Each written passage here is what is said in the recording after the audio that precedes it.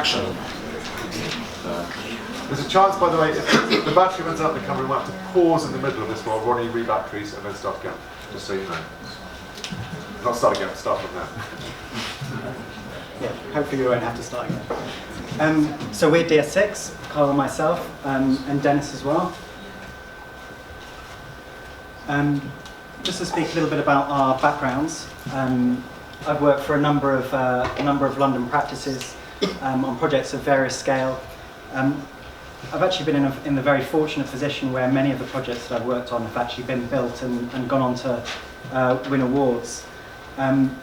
Just a sort of snapshot there. The one on the top left is a project at Heathrow, which I sort of developed as part of a large team that included Carl and Grimshaw's also where I met Dennis. So there's a sort of thread there in practice that runs through.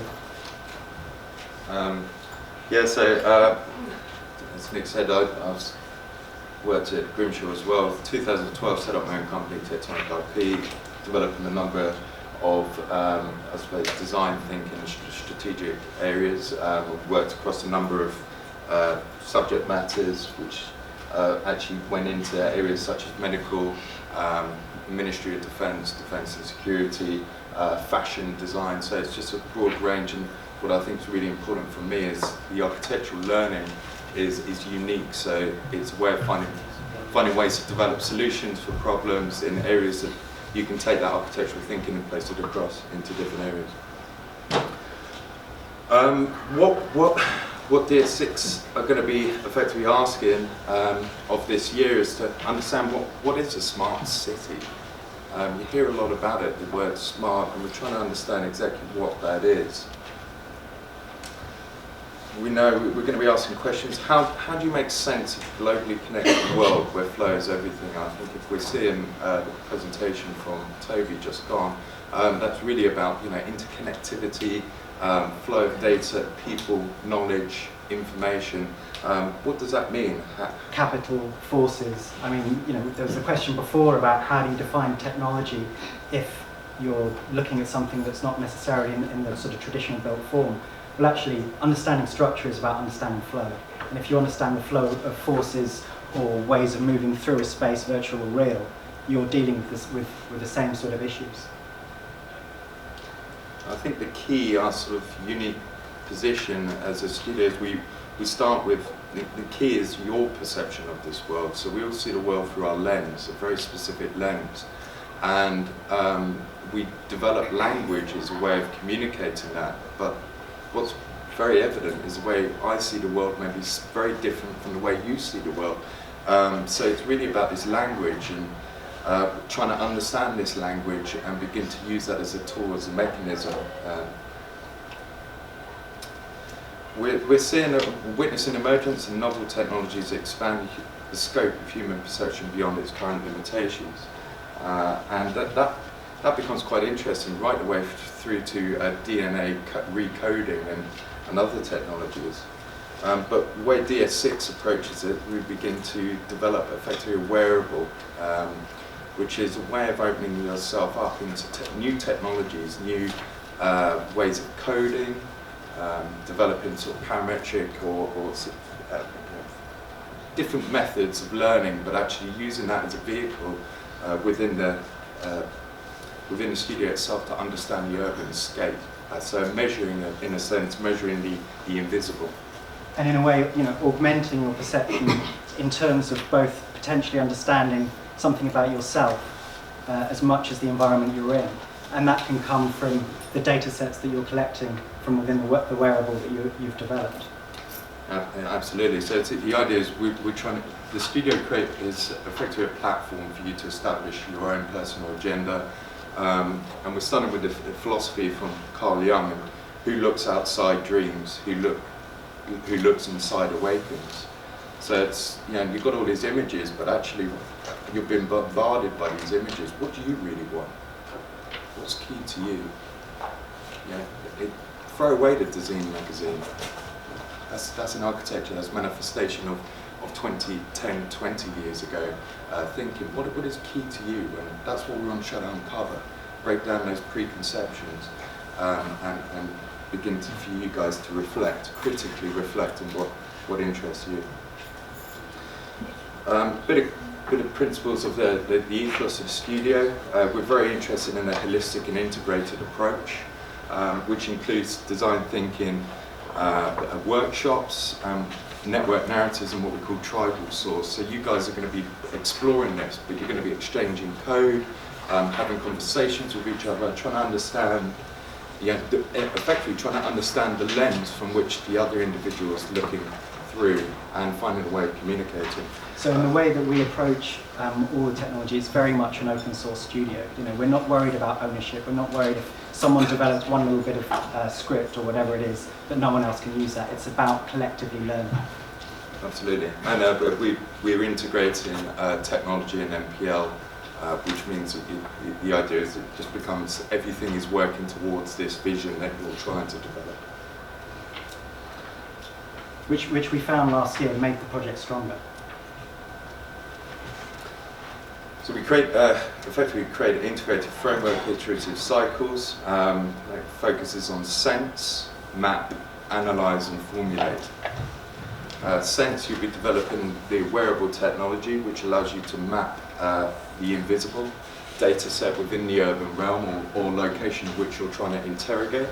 You're using that data set to then run analysis on it, and thus generating an information model. And from that information model, you generate your manifesto and a tectonic response from it. And it's important to know that this iterative cycles, we continually develop this throughout. So in a way, instead of starting at the very point we've got this design and we want the end product, what we're always doing is we're saying, what could the end product be? Projecting, benchmarking, and continuously generating this throughout. The way we're looking into it is working through this sort of sense. Again, this is some example of DS6 work where they're actually generating the wearables and walking through a city. And what's interesting, everyone walked the same path, but everyone got a different understanding from their information models. I think that, again, plays into that, the lens. Where it becomes really fascinating is when you're taking all of this information, you're bringing it together, and you're creating this holistic understanding. We're very interested in this human-machine interface, so working within simulation environments. And again, how frustrating is it when you've got an idea, geometry of a building in your mind, and you're stuck with SketchUp? It's really painful. So. What's really interesting is when you're looking at the access and interface and how you can better communicate your thinking, your internal manifestation, and project it and communicate it to others. Very interested in sort of understanding how people are working again within the space. So that this is actually looking at sort of post or occupancy, real-time occupancy, and I think that's important. Real-time data sets, continuously understanding that, and how you can form your thesis around this. Another interesting point is the space of indeterminacy becomes a space of invention. So the areas that you have data for, it's quite clear you can rely on that, but the areas that you don't, you have to become a bit inventive in that, and that becomes also a very interesting play. Again, we'll be looking to encourage you to use advanced technologies, computation, animation, parametrics, with the idea that you can use these data sets to begin generating geometries and a tectonic response. And again, we're very interested in how you can use this data set. So if you're using motion capture, 3D body scan, parametric solutions, you can actually turn that into physical products through digital manufacturing.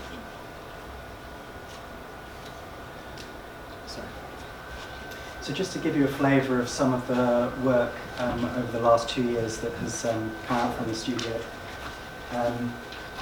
Well, there it is.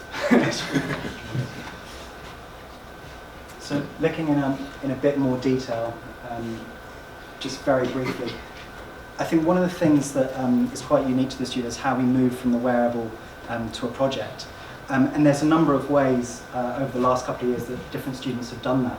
Sometimes, for example, Alex here, it was about developing an attitude. So he looked at branding, media, advertising, and essentially how that was creating these desires whether you like them or not, and created a wearable that was about sort of flashing LEDs in your face the moment you looked at something for too long.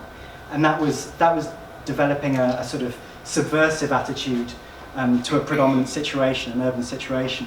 And he then sort of mapped that onto Tokyo and looked at how developers were developing land there. So it wasn't necessarily a sort of a technological link. It was an intellectual link.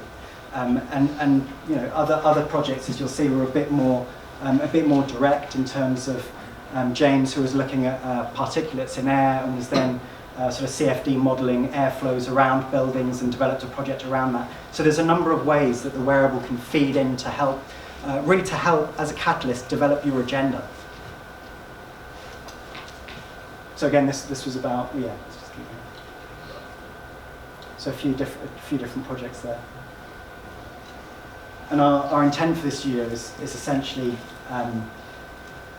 to think what a smart city could be or what it should be. We'll be going to South Korea, one of the most technologically advanced countries in the world. We're actually 4% of the workforce are robots.